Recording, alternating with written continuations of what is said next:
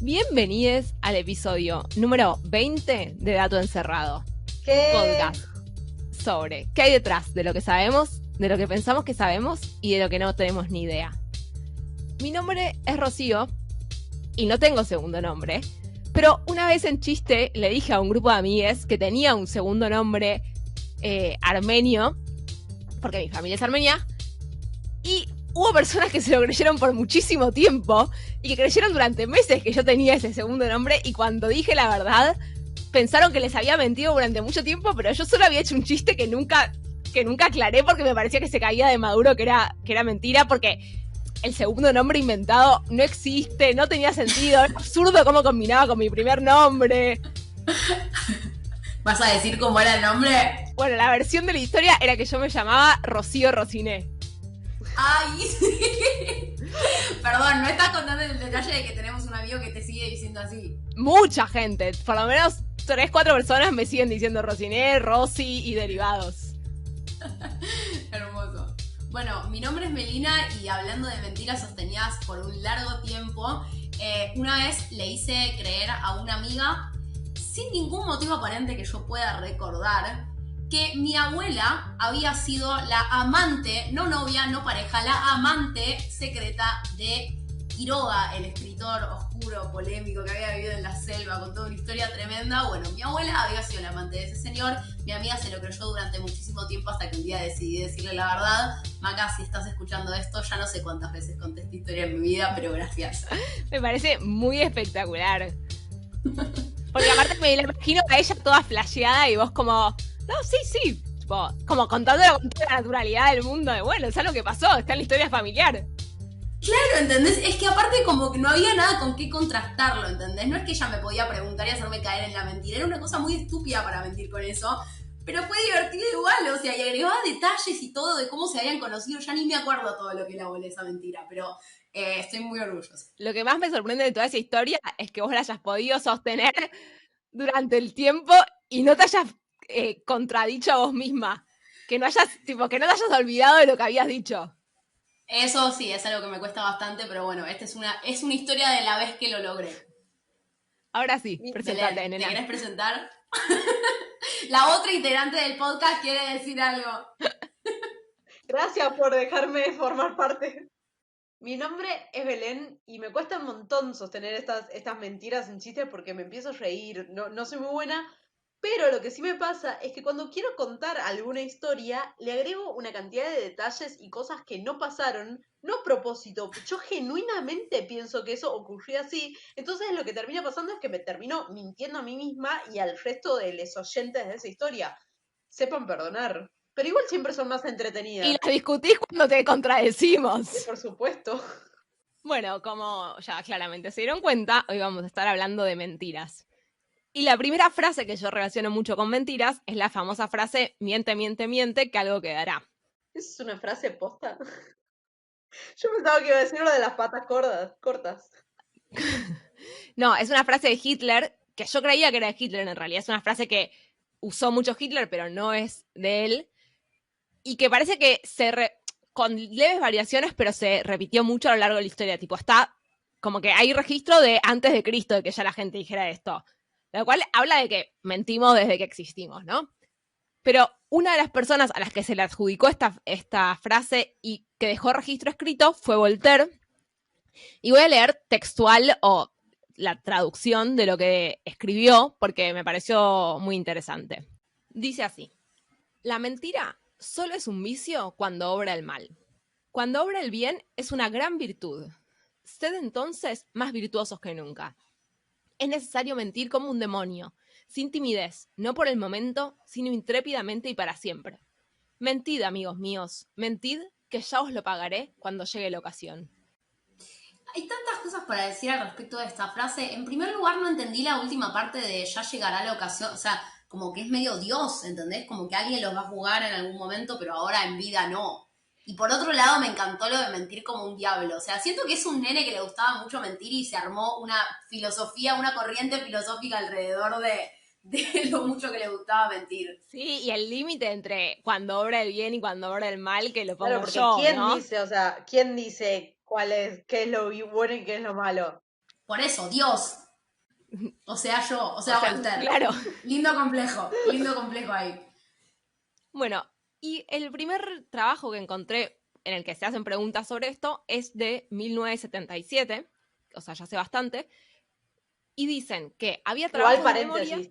trabajos sobre ciencias y con experimentos, porque gente preguntándose o debatiendo o reflexionando sobre las mentiras hubo desde siempre.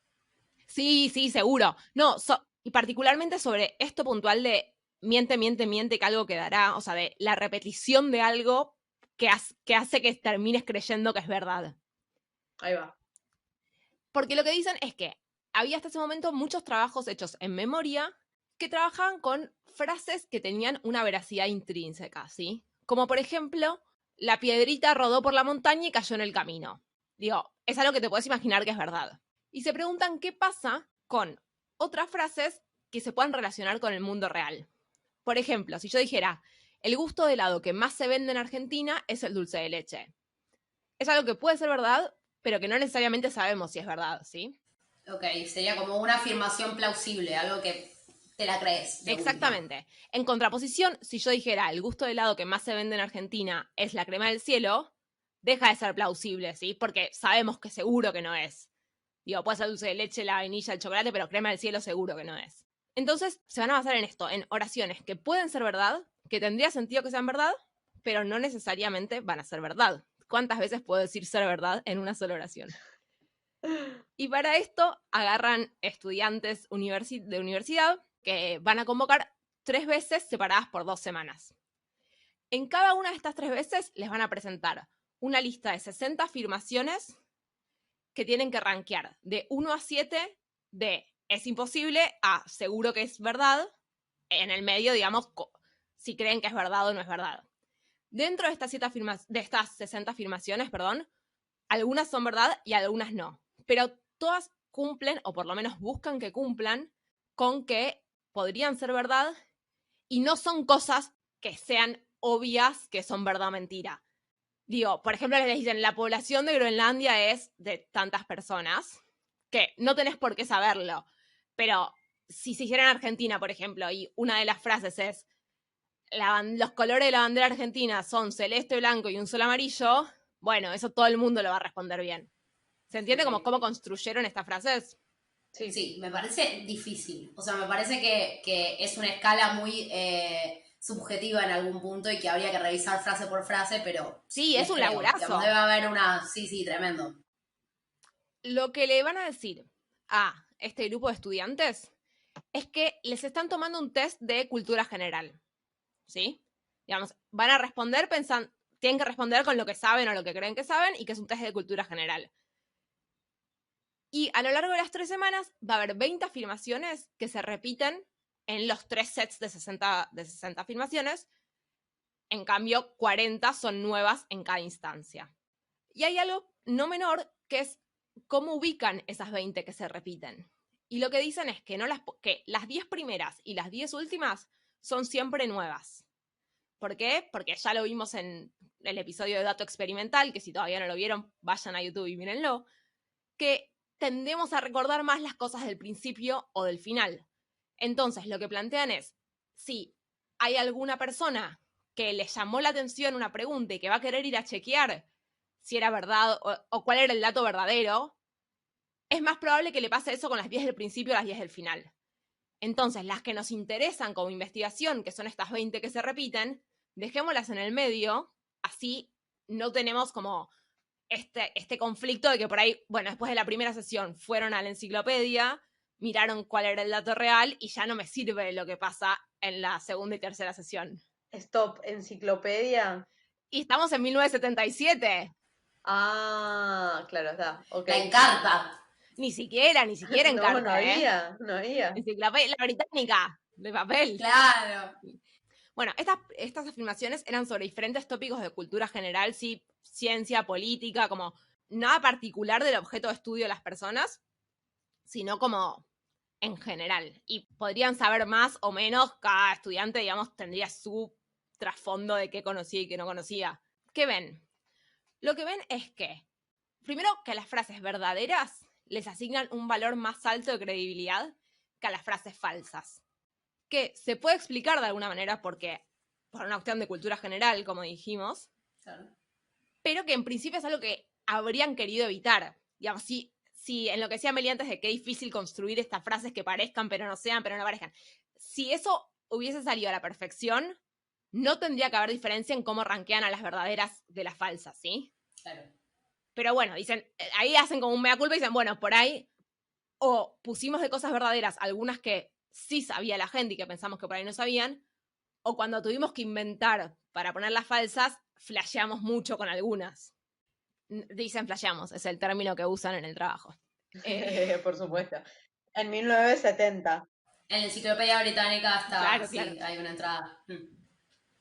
Y ahora, lo que era la pregunta que se hacían, lo que ven es que el valor de credibilidad que le dan a las oraciones repetidas aumenta conforme las sesiones. Entonces, en la sesión 1 no había diferencia entre la credibilidad que le daban a las frases que después iban a repetir con las que iban a cambiar. Que esto nos demuestra, digamos, que esa selección de 20 frases no tenía ningún sesgo previo. Ahora, tanto en la 2 como en la 3 aumentan, le dan más credibilidad a esas que ya leyeron alguna vez respecto a lo que les habían dado en la primera sesión y respecto a lo que les da en promedio las otras. O sea que efectivamente la repetición aumenta la validez referida de las personas, digamos, cuánto creemos que algo es verdadero. Para cosas plausibles, de nuevo, si les hubiesen dicho en las 3 sesiones, los osos pandas son de color rojo y verde, probablemente esa afirmación no habría cambiado la validez que le asignaban. Pero, ¿no las incorporaron? O sea, me parece que es algo que deberían haber controlado, que la gente a las que efectivamente son falsas y no tienen manera de ser probables, que la credibilidad de esas oraciones no vaya cambiando por más que se las repitan. Es que idealmente no había ese tipo de oraciones. Esa pregunta no estaba dentro de lo que querían investigar. Era solo con oraciones plausibles. Ok. Yo quería preguntar una cosa. Primero, en realidad preguntar una cosa y decir otra. Primero, ¿les preguntaban en cada una de las sesiones si sospechaban que había algunas oraciones repetidas o no? O sea, partían de la base de que no se iban a dar cuenta. No discuten eso, pero sí les preguntaban si sospechaban lo que estaban averiguando. Digamos, cuando terminaron Bien. les preguntaron si se habían dado cuenta de cuál era el objetivo real, que no era testear. Bueno, eso vale, está bien. A eso iba. Como tipo, ahí haría una pequeña diferencia, porque si ya te diste cuenta, siento que ya te predispones re distinto al experimento. Sí, y creo que incluso algún sujeto experimental que responde que sí se había dado cuenta, lo vuelan. No Claro, contamos total, puntos. bien. Estoy de acuerdo, me gusta este grupo de investigación. Pará, yo iba con la segunda cosa que iba a decir. Y había levantado la mano, así que me lo merezco. Gracias.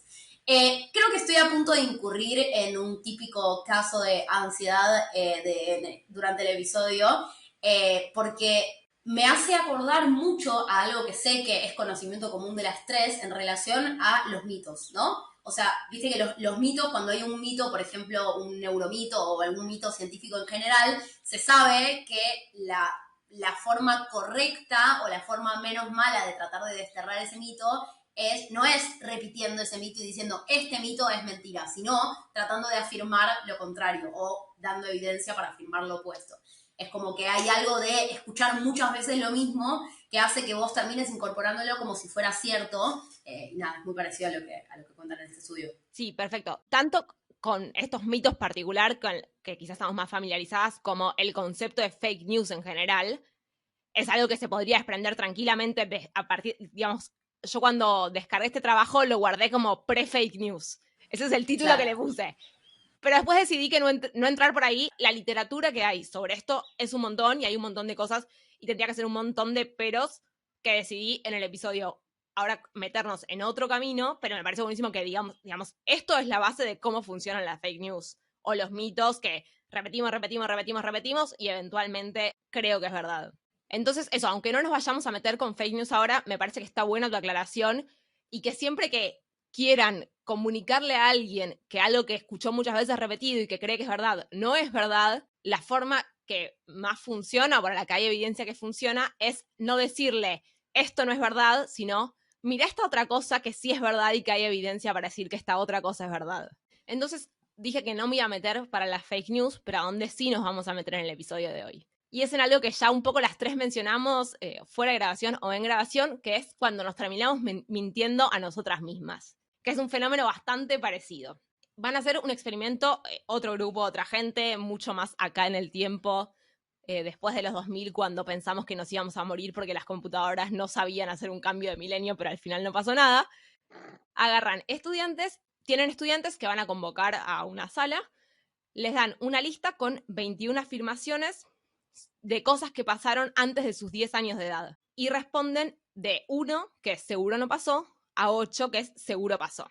Estas oraciones, de nuevo, había cosas que es más probable que te acuerdes y cosas que no. Por ejemplo, una era, me encontré un billete en un estacionamiento. ¿Sí? Entre tus 0 y tus 10 años de edad te pasó eso. Digamos que no es algo que te haya marcado necesariamente. Entonces, yo lo pienso, por lo menos lo que me pasaría a mí, supongo que respondería, bueno, probablemente sí, porque supongo que alguna vez me pasó, pero no me acuerdo del momento en que me pasó. Pero perdón, ¿qué era lo que tenías que responder en concreto? ¿Me pasó o no me pasó? ¿O probablemente me pasó de una escala de... 1 a 8 de seguro no me pasó a seguro me pasó. Ok. Bien, o sea, básicamente seguro me pasó es me acuerdo que me pasó. Claro. ¿No? Sí. En el medio está lo raro. En el medio está el bueno, seguramente que sí, pero no me acuerdo. parece que alguien... O creo que me acuerdo, pero capaz estoy flasheando, esas cosas.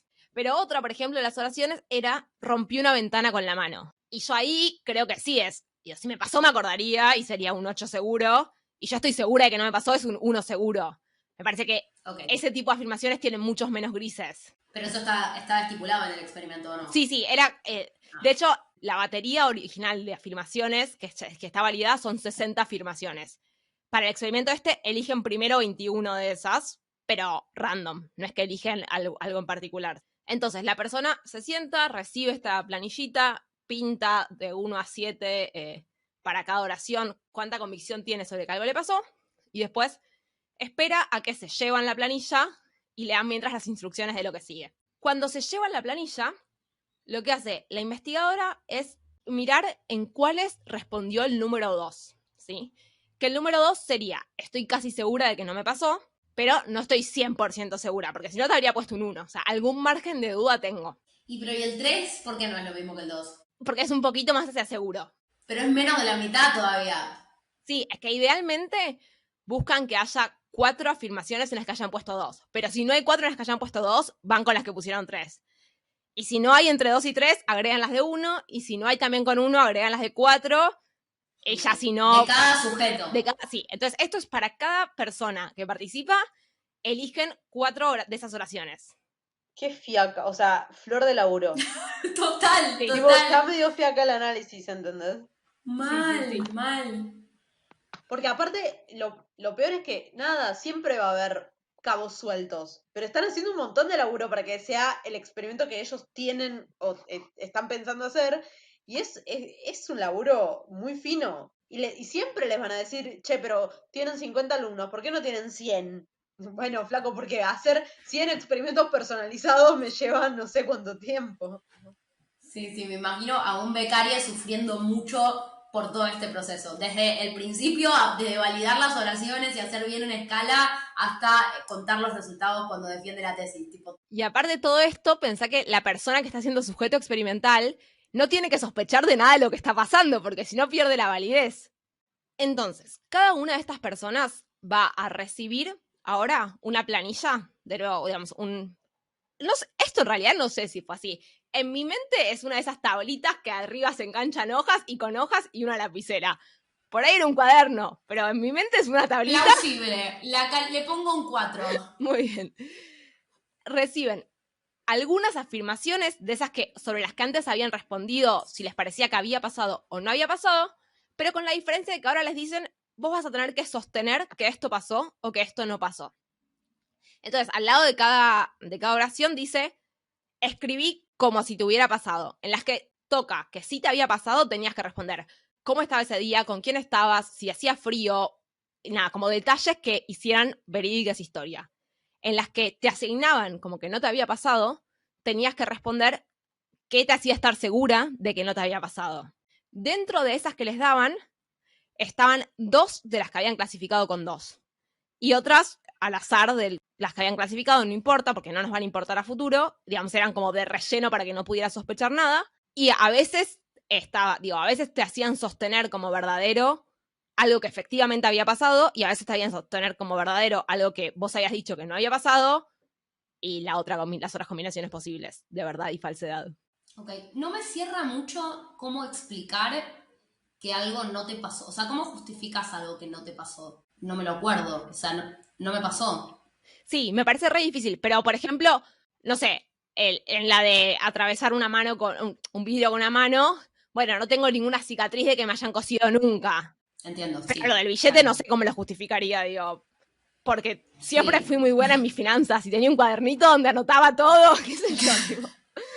Pero que soy multimillonaria y no lo hubiera levantado, ¿entendés? Como que no lo hubiera notado.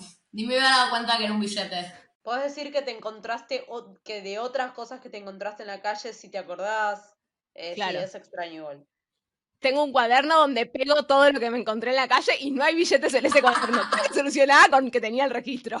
Igual, paréntesis, yo tengo una cajita de cosas un poco aleatorias que me encontré en la calle. Tengo una foto de un paisaje de Noruega que tiene atrás escrito algo en alemán que nunca terminé muy bien y la fecha de cuando se había mandado esa foto era 2 días después del día en el que yo efectivamente encontré esa foto, pero de un año alejadísimo, o sea, décadas atrás, Mirá. ese tipo de objetos. Nada, Quiero hacer un libro a partir de esa caja de objetos. lo tengo. Entonces, tenemos a la persona sentada con su carpetita y lo que escribió sobre por qué le habían o no le habían pasado esta serie de situaciones. Sí, independientemente si efectivamente le habían pasado o no. Exacto. O sea, es lo que te dijo el experimentador. Justifícame esto para bien o para mal. Bien. Ahora va a entrar en una sala donde está una investigadora, que es la investigadora, le va a decir lo mismo que hizo antes el papel, lo va a hacer la investigadora. Le va a decir frases, ¿te pasó esto o no te pasó esto? Y la persona va a tener que responder con la historia sobre por qué sabe que le pasó o por qué sabe que no le pasó. Con la idea de que lo que está intentando hacer la investigadora es descubrir si está mintiendo o no, ¿sí? Entonces, Sí, hay sí. que mentir, pero que no se den cuenta que estás mintiendo. O sea, te estás pidiendo que te convenzas vos para convencer a la otra persona de que eso es verdad. Exacto. Mm. Entre las frases que le va a decir la investigadora, algunas estaban en esta tablita en la que escribieron y pensaron la historia y elaboraron la mentira, y otras no, y van a tener que elaborar la mentira en el momento. ¿Y pero cómo saben si tienen que decir si es verdad o no? La investigadora le dice, vos te encontraste un billete de 10 pesos en el estacionamiento del cine. Explícame por qué. Desarrollame esa historia. Y ahí en el momento vas a decirle, sí, yo estaba yendo a ver El Rey León con mi hermana. Pero por eso le decís la verdad ahí. O sea, ahí le contás la verdad, porque nadie te está diciendo si tenés que mentir o no. No, porque la afirmación de la que parte la investigadora o o el investigador ya es verdad. En todo caso te diría, vos nunca te encontraste un billete en el cine. Hay veces que va a coincidir con tu experiencia real y hay veces que no. Por eso, alguna vez le va a decir, vos te encontraste un billete en el cine, y otra vez le va a decir, vos no te encontraste un billete en el cine. De cualquiera de esas, o sea, según te diga, te encontraste o no te encontraste, vos justificás por qué eso es cierto. Pero vos tenés que justificar que eso es verdad. A eso es lo que no entendía. Vos tenés que explicar por qué eso es cierto. Claro. La frase que sea que te diga. Listo. Entonces, tenés que armar el invento de esa historia en el momento. ¿Sí? Uh-huh. Sí.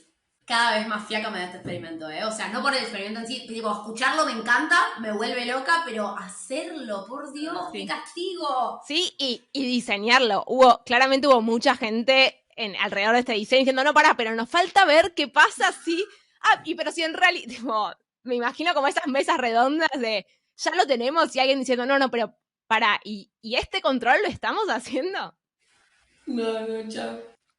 Entonces ahí la persona se va a la casa, le cuenta a su familia, a sus amigues, con quien viva, che, hoy participé en un experimento en el que querían ver si detectar cuando yo mentía o no, tengo que volver en 2 semanas. En 2 semanas vuelve y le dan una planilla de nuevo con oraciones para rankear de 1 a 8 según si no le pasó o se le pasó seguro, de esta vez 42 oraciones. 21 son las mismas que les habían dicho la primera vez y 21 son nuevas. De nuevo, un poco para evitar que se acuerden tan patente de que habían respondido la otra vez y que como que las vuelvan a pensar y las respondan honestamente, digamos. Una vez que tenemos esta planilla también, entonces tenemos la planilla de antes de lo que fue el experimento en sí, digamos, la intervención de hablar con la persona, y la planilla de después. Y ahora ya los sujetos experimentales se van a su casa y los ponemos en la piel de la persona que tiene que analizar los datos, ¿sí? Que es en la piel que no queremos estar. Van a tener 4 categorías de afirmaciones, ¿sí? Que son estas 4 que les conté antes que seleccionaban para las que las personas habían respondido 2, o sea, muy poco probable. Y estas 4 las van a haber hecho caer después de la siguiente manera. Una estuvo en la planilla donde tenían que escribir inventando una historia y después en la entrevista la nombraron. O sea, es una mentira que planificaron y ejecutaron. Sí. Bien. La segunda estuvo en la planilla, pero después en la conversación no surgió esa oración. Entonces, es una mentira que planificaron, pero que no ejecutaron. La tercera no estaba en la planilla, pero sí surgió en la conversación. Es una mentira que no planificaron, pero que sí ejecutaron. Y la última no estuvo ni en la planilla ni en la conversación, ¿sí? Es una mentira que no existió. Digamos, es un hecho sobre el cual nunca mintieron. Y las mejores van a ser las que planificaron y ejecutaron, ¿no? Eso es lo que estamos pensando ahora, tipo, a ponerme ansiosa. O sea, la moraleja es que hay que planear las mentiras. Y medio que si la planeaste la repetís más veces también. No sé si hay que planearlas, pero es como tipo, bueno, y es como que te lo vas imaginando, ¿entendés? Como que hay más evidencia, si querés, de que pasó. Yo hubiera agregado una planificación no escrita, pero frente al espejo, más dramática. Porque siempre hay que darle un poquito de drama a la historia. Entonces comparan el puntaje que le pusieron a cada una de estas 4 afirmaciones el día de 2 semanas después contra lo que le habían puesto el día original, el primer día del experimento. O sea, la lógica es, después de haber planificado o ejecutado alguna de esas 4 combinaciones, ¿cambió tu percepción sobre esos hechos? ¿Ahora decís que pasaron con mayor probabilidad o con mayor seguridad? Y recordemos que son hechos que te están preguntando siempre cosas que pasaron antes de tus 10 años de edad. O sea, ya son cosas lejanas y que se ponen un poco borrosas en general. Y lo que ven es que las frases sobre las que dijeron la mentira cambiaron el número que les asignaron. O sea, después del experimento, después de las 2 semanas, les dieron valores más altos que antes. O sea, se las creyeron más efectivamente.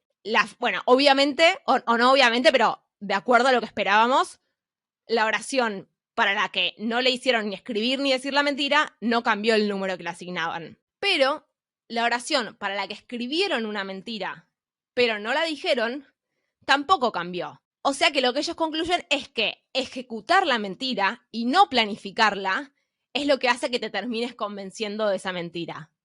Pero cuando ellos hablan de ejecución, ¿implica necesariamente que hay otra persona involucrada? Porque uno podría, por ejemplo, esa práctica en la escritura, yo podría haber hecho, qué sé yo, un post de Instagram mintiendo. ¿Eso es considerado como ejecución o como planificación? ¿Se entiende a dónde voy? O sea, ¿la planificación está por el modo de transmisión de la mentira o porque no hay explícitamente un destinatario involucrado? ¿Se entiende a dónde vas? Yo lo que creo es que por lo que plantean es esto del destinatario. De una cosa es escribirlo para vos y otra cosa es querer convencer a otra persona. Pero son muy cautos en, bueno, lo que vimos es esto en estas condiciones, digamos, no extrapolan mucho. A mí me parece medio raro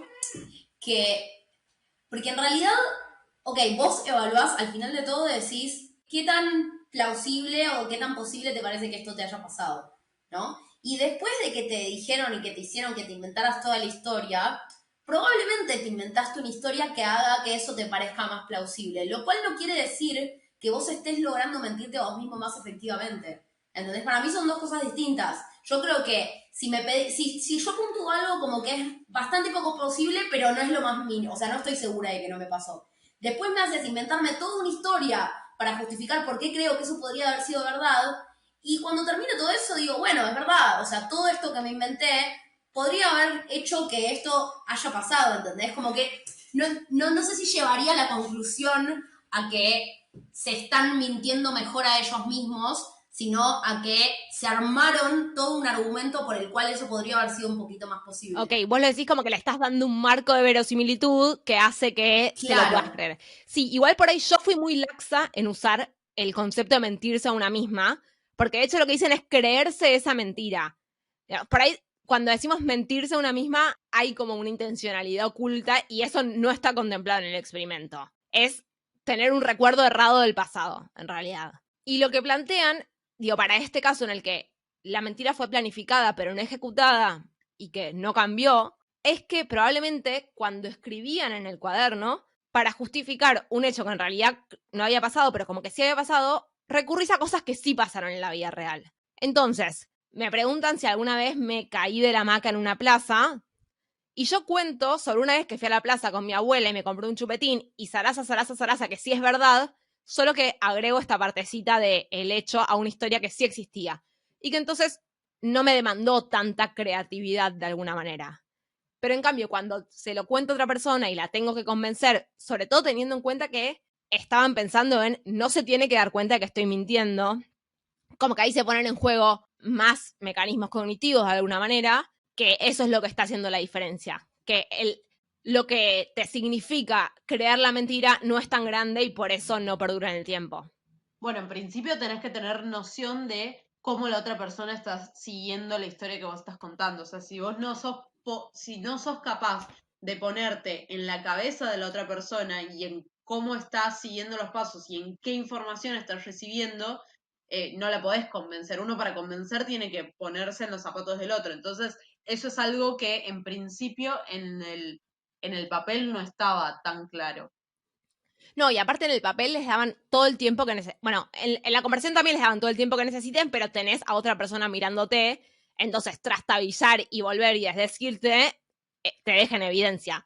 En cambio, en el papel que te decían, tomate el tiempo que necesites, podías pensar que una historia fue creíble, o podías escribir una parte y después decir, tipo, uy, no, esto no, lo borro y sigo por otro lado. Pero bueno, un poco es como que, no sé si explican, pero es una parte de la explicación, o se hicieron esta pregunta sobre las cosas que dijimos, que muchas veces nos convencemos de que pasó algo, o no nos convencemos, estamos convencidas de que pasó algo y en realidad esa cosa no pasó. Y volvemos a el capítulo del olor pasado por la televisión y de cómo nuestros sentidos nos tienden una trampa.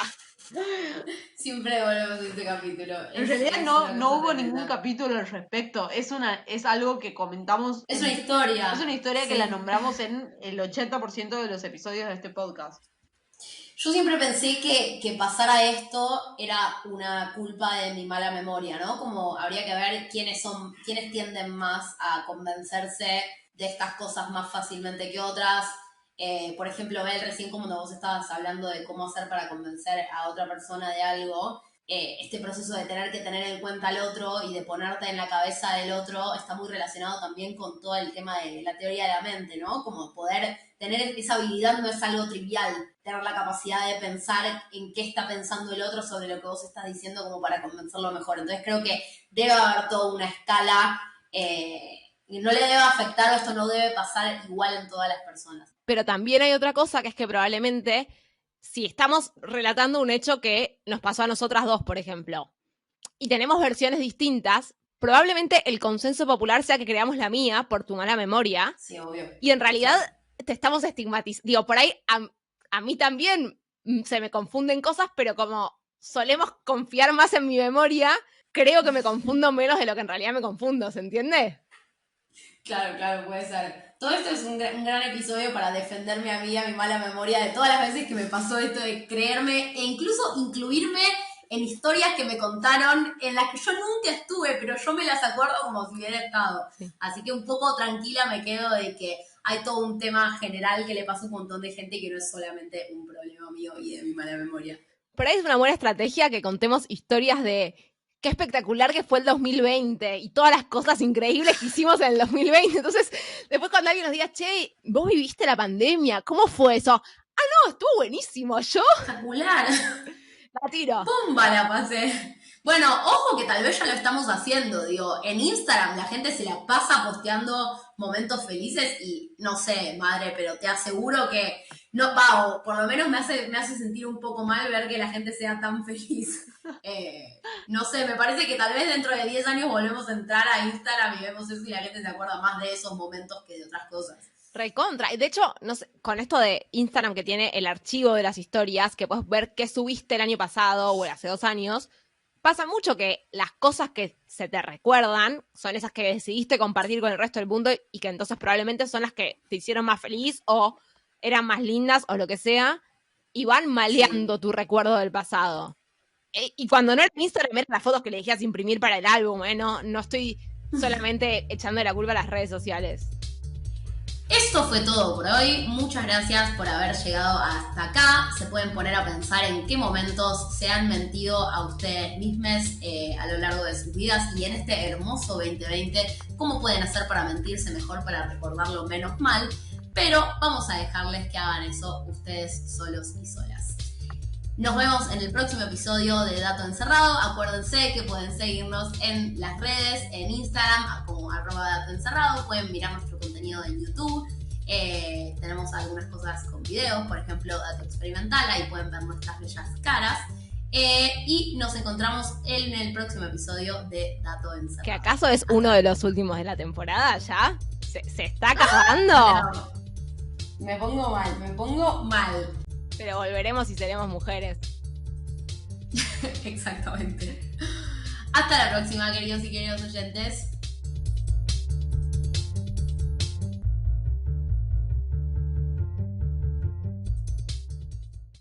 Sí, totalmente. Pero igual, o sea, un poco triste, pero un poco verdad también. A mí me pone re contenta, por ejemplo, mirar el archivo de mis historias, porque en general son todas cosas re lindas que me hacen sentir como, ay, qué bien que la pasaba, ay, qué lindo año, ay, qué bueno todo, la. Así que subamos historias, ¿no? Esa es la moraleja, subamos historias ahora. O sea,